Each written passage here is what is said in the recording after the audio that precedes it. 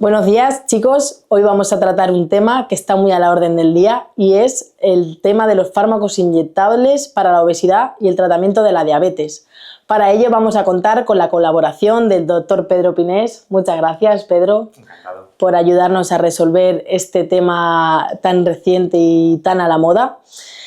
El doctor Pedro es especialista en endocrinología y nutrición en el Complejo Hospitalario Universitario de Albacete. Aparte, también es profesor asociado en la Facultad de Medicina de Albacete. Así que yo creo que para empezar un poco orientándonos en este tema, vamos a definir qué es la diabetes y qué es la obesidad. Bueno, pues se pueden mezclar un poco las dos definiciones, es decir, que podemos hacerlo un poco conjunto. Tanto la diabetes como la obesidad son enfermedades y definimos enfermedad porque ocurre algo muy sencillo, y es que las personas que la padecen, tanto diabetes como obesidad, tienen una disminución de su calidad de vida y además pueden también tener una merma en su esperanza de vida, tanto las personas con diabetes como con obesidad. Además comparten otras características y es que las dos son enfermedades crónicas, es decir, no podemos asumir que es una enfermedad transmisible, una infección que se cura con un antibiótico y se quita, sino que ambas van a perdurar durante toda la vida de la persona. Y luego la manera de definirlas es lo que cambiaría, ¿no? En el caso de la diabetes la definimos porque hay unos niveles de glucosa altos en sangre que se pueden evidenciar por un diagnóstico muy brusco, con unos niveles de hiperglucemia muy marcados, la persona termina ingresada y es llamativo, o porque se mantienen elevados durante un tiempo y se puede ver pues una analítica que una persona se ha hecho por otro motivo, ¿no? Entonces la diabetes la definimos por unos niveles elevados de glucosa y la obesidad lo que la define es un exceso de tejido graso, de un tejido graso que además es anómalo. Normalmente el problema de la obesidad es que para definirla utilizamos un parámetro indirecto, ¿vale?, que es el índice de masa corporal. El índice de masa corporal es la relación entre el peso y la talla. Eso no nos está indicando que siempre va a haber un exceso de grasa, porque hay personas muy musculadas que pesan más, tienen un índice de masa corporal alto y sin embargo no tienen obesidad. Pero es el parámetro que utilizamos normalmente para su definición, con las limitaciones que puede tener. Entonces, ¿podríamos considerar que diabetes es enfermedad y obesidad no? No exactamente, el problema es el siguiente.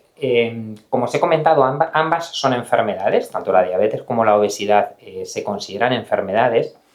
El problema es que en nuestro medio, y normalmente en casi todos los países, lo que ocurre es que la financiación pública es un poco diferente de cara al tratamiento. Es decir, una persona que tiene obesidad o que no tiene obesidad, pero que tiene diabetes, puede acceder a determinados tratamientos farmacológicos con una financiación pública.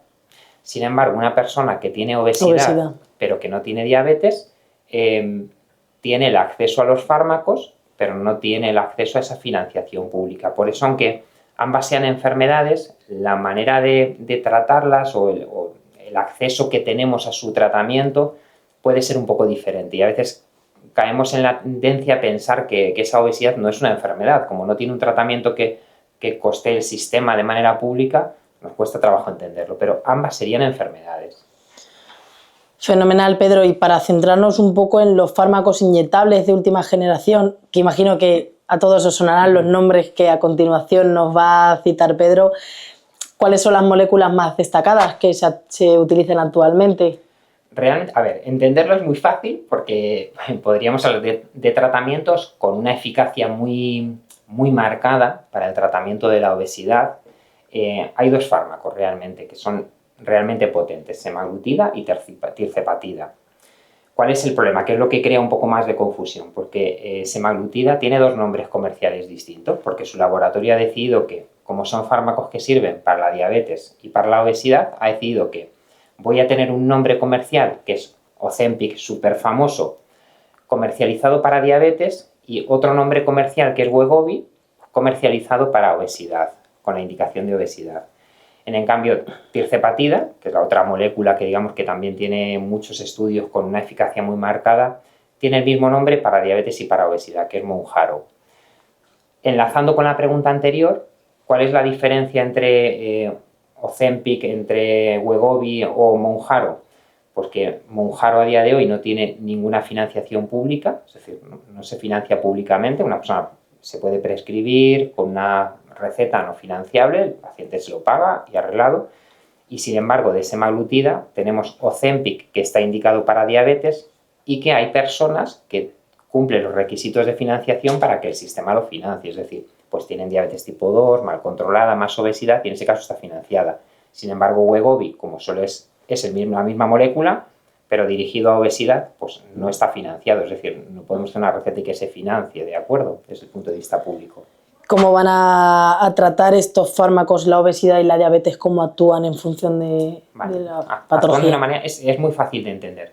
Cuando una persona sana come cualquier alimento o toma cualquier cosa, hay una serie de hormonas que se liberan a nivel del intestino. Esas hormonas tienen un efecto que es muy claro, y es que mandan una señal indicando que yo estoy comiendo. Esa señal lo que va a hacer es aumentar la secreción de insulina y reducir la liberación de glucagón. El glucagón sirve para una cosa muy sencilla, es que al reducir su liberación, mi hígado interpreta que yo estoy comiendo ya y él deja de liberar glucosa.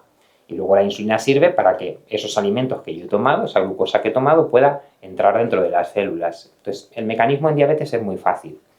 ¿Qué es lo que ocurre con estos fármacos? Porque cuando se empezaron a utilizar, se vio que tenían una característica muy interesante, y es que actuaban sobre centros de la saciedad que hay a nivel dentro del cerebro, es decir, atraviesan la barrera hematoencefálica y actúan sobre centros de la saciedad, los dos. De tal manera que además de ese efecto sobre diabetes, se vio que tenían un efecto sobre obesidad, porque hacían que la persona tenga menos sensación de apetito y que por lo tanto coma menos y pierda peso, con lo cual tienen los dos mecanismos, actúan para poder tratar la diabetes y actúan para poder tratar la obesidad.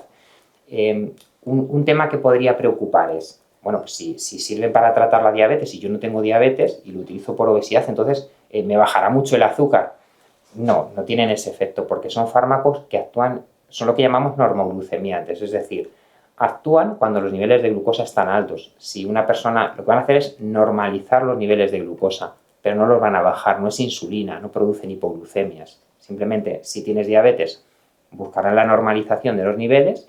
Si solo tienes obesidad y tienes ya los niveles normales, pues seguirás teniendo los normales, no te van a bajar más la glucosa. Entonces podríamos hablar que para tratar obesidad, para la gente que pierde peso, que es conocido este tratamiento como para perder peso, actúan a nivel de la hormona de la saciedad. Actúan sobre receptores de saciedad, eso es, pero porque esas hormonas actúan de esa manera a nivel fisiológico. Es una persona sana libera esas hormonas y sirven para controlar la glucosa en una persona sana y para evitar que siga comiendo cuando ya estoy comiendo. En una persona que tiene diabetes o que tiene obesidad, el mecanismo es el mismo. Es decir, no es exactamente la misma hormona, porque si no se degradaría muy rápidamente por otra enzima que hay, sino que lo que se hace es buscar lo que se llama un análogo de la hormona, es decir, se modifica determinados sitios para que pueda actuar más tiempo, lo cual permite, por ejemplo, pues que sea un fármaco que se utiliza inyectado una vez a la semana. Si utilizásemos la hormona directamente que libera el intestino con la misma molécula, pues tendríamos que estar continuamente pinchándolo cada 2 minutos. No serviría como tratamiento farmacológico. Una pregunta que nos hacen mucho en la farmacia es que, bueno, para los que no lo sepan, las dosis vienen fijadas y nos preguntan si esas dosis precargadas las pueden modificar. Imagino que también es un poco en el tema de ahorrar, ¿no? Una cantidad más grande en unas dosis más pequeñitas te dura más tiempo. A ver, eso, volviendo a la pregunta anterior, los fármacos son sencillos porque hemos dicho semaglutida y tirzepatida. Ya el nombre comercial lo liamos un poquito porque es Ozempic si es para diabetes, Wegovy si es para obesidad y Mounjaro si es para diabetes o obesidad en el caso de tirzepatida. Y luego hay otra cosa que le añade complejidad, y es que, por ejemplo, Ozempic, semaglutida, pinchado semanal, para uso en diabetes. Y ese fármaco tiene unas dosis concretas, que son 0,25, 0,50 y 1. Sin embargo, Wegovy, que es para obesidad, pues tiene la dosis de 0,25, 0,50, 1, 1,7 y 2,4. ¿Vale? Con lo cual dices, bueno, pues es el mismo fármaco, ¿por qué tiene dosis distintas? Es muy fácil, porque a la hora de hacer los estudios que dan la indicación en la ficha técnica, al final lo que aparece es las dosis que se han utilizado en los ensayos clínicos. Es decir, antes de comercializarlo, un laboratorio tiene que hacer una serie de ensayos para demostrar, primero, que el fármaco es seguro y segundo, que es eficaz. ¿Qué ocurre? Que las mismas dosis que se utilizan en esos ensayos son las que se terminan comercializando y no se pueden cambiar. Entonces, en el caso de Ozempic, como he comentado, pues hay una pluma. Podemos utilizar 0,25, 0,50, 1. Wegovy, 0,25, 0,50, 1, 1,7, 2,4. Y Mounjaro, pues tiene una dosis de 2,5, 5, 7,5 y 10, ¿vale?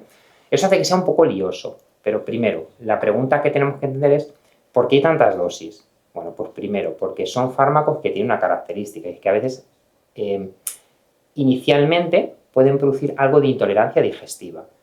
El ejemplo más fácil de entenderlo es, tienes sensación como de que estás como empachado, ¿no? Puede dar algo de diarrea, puede dar algo de náuseas, pero sobre todo es como una sensación de enlentecimiento del tránsito, de un poco de empacho. Entonces, ¿cómo se alivia esa sensación de empacho para poder utilizar la dosis eficaz?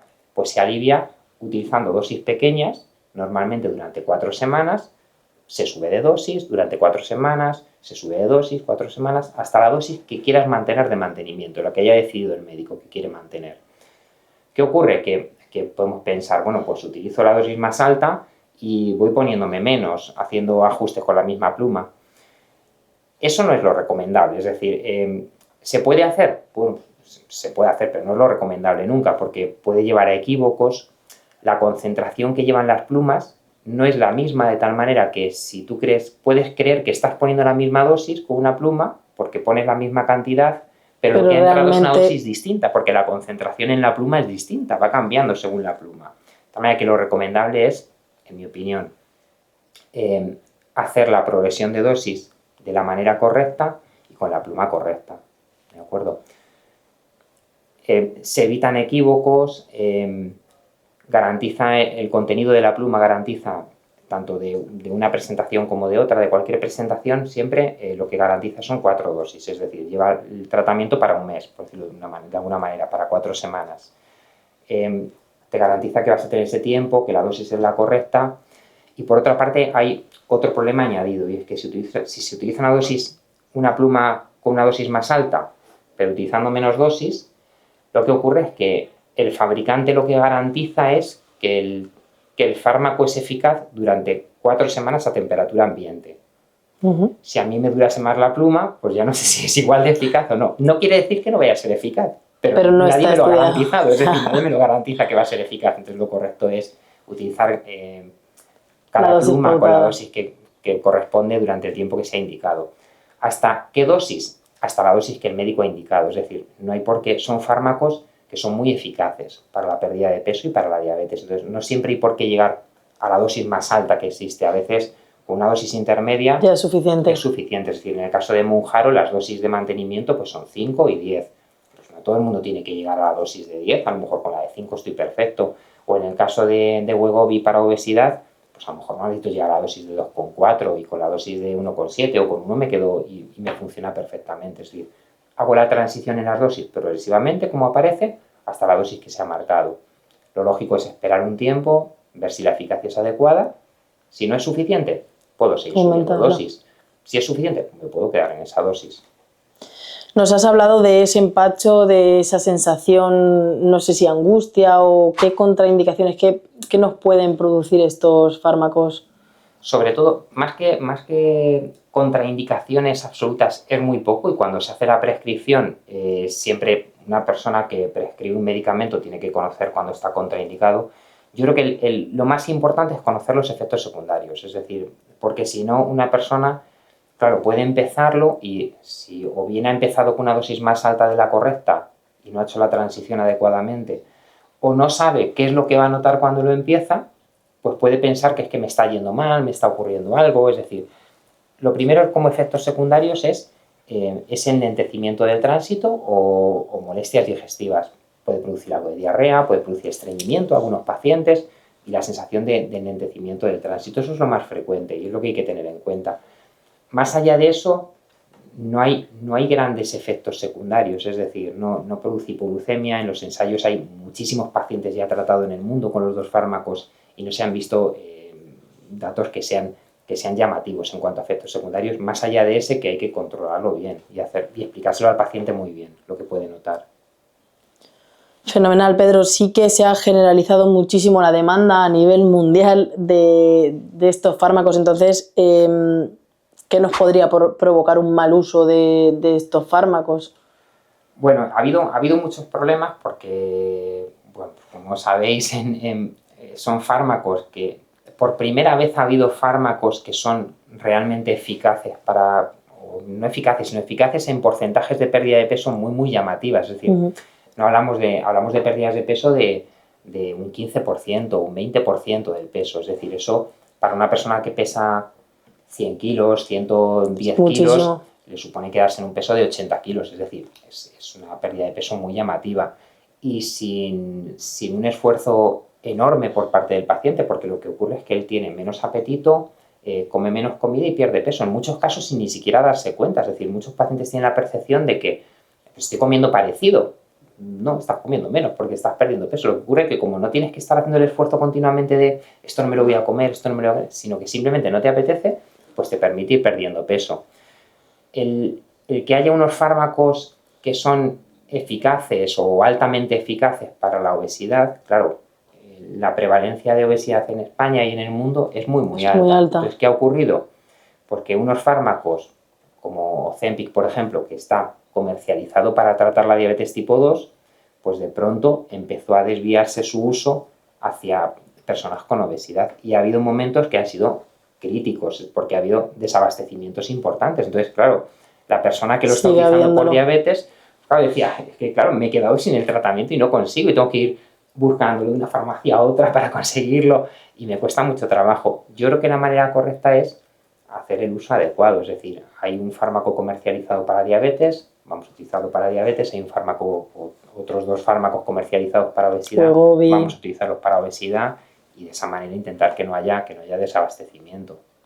Yo creo que esto es para hacer conciencia a la gente de que estos tratamientos pues tienen detrás un especialista, un médico que te tiene que recomendar pautar una dosis, hacerte un estudio, ¿no? Y ver que eres un perfil que puede tener este fármaco como tratamiento. Hay que entender que para ver si una persona tiene indicación del tratamiento, lo correcto es primero que tenga un correcto diagnóstico. Es decir, pues hemos dicho, el índice de masa corporal es importante, pero a día de hoy se sabe que hay personas que tienen un índice de masa corporal que podríamos decir que están en obesidad y a lo mejor es porque tienen mucho músculo y no tienen obesidad, y personas que al contrario, que a lo mejor por índice de masa corporal no llegarían a tener obesidad, pero tienen un perímetro de cintura muy marcado y sí que podríamos definirlas como obesidad. Es decir, lo primero es ver que tiene unas características que son acordes con obesidad. Después hacer un buen diagnóstico de todas las complicaciones que pueden aparecer asociadas a la obesidad. Diabetes, hipertensión, triglicéridos o colesterol bueno bajos y características de resistencia a la insulina.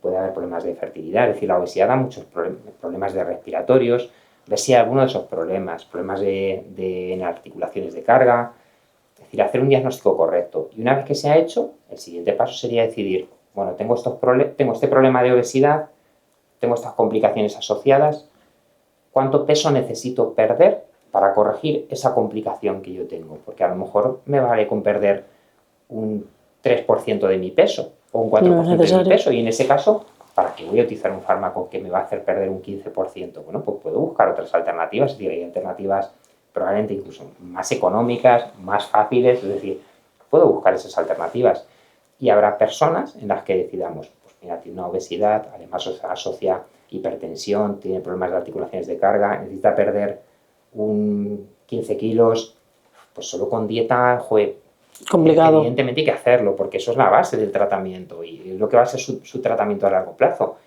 Pero se va a quedar muy corto, pues, oye, ¿estás dispuesto a hacer este tratamiento? Entiende que no está financiado, tienes que pagarlo tú.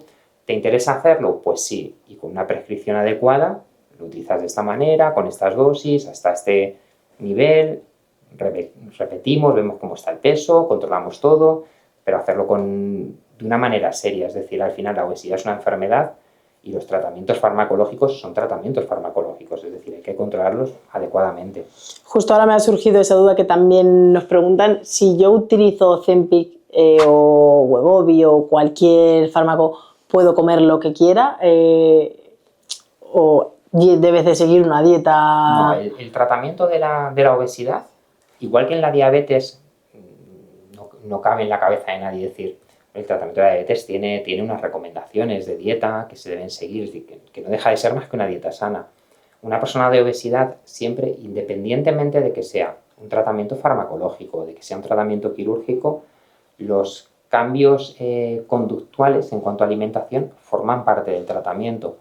Y por supuesto, el aumento de actividad física adaptado a esa persona tiene que formar parte del tratamiento. Eso es muy, muy importante. Que no solo vale con, bueno, me inyecto el fármaco y, de hecho, se acabó. Siempre que tienes una opción de tratamiento que permite perder peso de una manera eficaz, da igual que sea un fármaco que sea cirugía, por ejemplo, la que sea, y se va a perder mucho peso, siempre que se pierde peso se pierde masa muscular. Entonces, la única manera de conseguir que esa pérdida de masa muscular sea menor es aumentando la actividad física. ¿Qué ocurre? Que a quien pesa 120 kilos no podemos pedirle que se vaya a correr, porque es imposible. Pero sí podemos pedirle que haga ejercicio de resistencia, porque el ejercicio de resistencia se puede hacer y puede pasear para intentar que vaya perdiendo peso. Con el fármaco o con cirugía de la obesidad va a perder una cantidad de peso importante, casi todo lo que va a perder va a ser grasa, pero oye, si en vez de perder un